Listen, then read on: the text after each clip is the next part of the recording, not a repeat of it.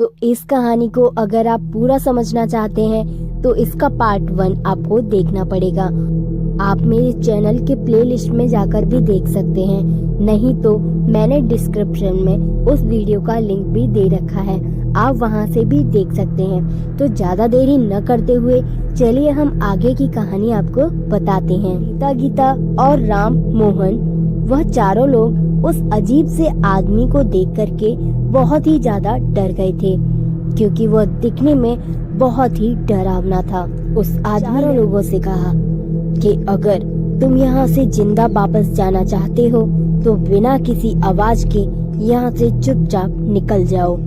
इतना कह जैसे ही बाहर की तरफ गया तो वह गायब हो गया। गीता ने दरवाजे पर जाकर के देखा तो वहाँ कोई भी नहीं था, क्योंकि वह आदमी गायब हो चुका था। नीता कहती है कि वह आत्मा है, इसीलिए वह हमें यहाँ से जाने के लिए कह रही है। लेकिन मोहन कुछ और ही सोच रहा था। उसने जो बैल देखी थी वह आखिर क्यों नहीं हिल रही थी।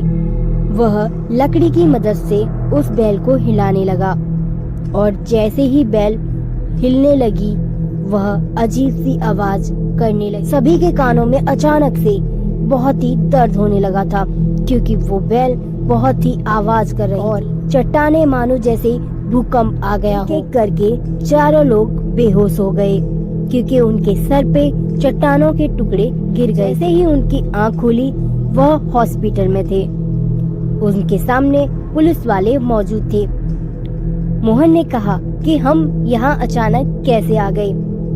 पुलिस वालों ने कहा कि तुमको यहाँ सुबह सुबह एडमिट किया गया है और अभी दिन के 2 बजे हैं, यानी कि जब से तुम बेहोश थे। चारों लोग ये सुनकर के चौंक जाते हैं, क्योंकि वह बेहोश उस खंडर में हुए थे। उसके बाद पुलिस ने उनसे पूछताछ की।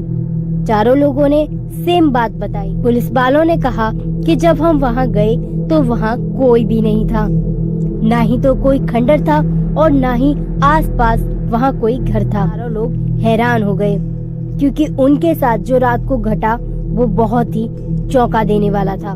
पुलिस वालों ने और भी छानबीन की तो पता चला कि वहाँ सालों से कोई आता जाता नहीं है। चारों लोग पुलिस वालों का धन्यवाद कहते हुए वहाँ से अपने अपने घर चले जाते हैं और आपस में कहते हैं हम जीवित हैं, इस बात की हमें खुशी मनानी चाहिए और आगे से हम कभी भी ऐसे रास्ते पर नहीं जाएंगे जो कभी बंद रहा हो।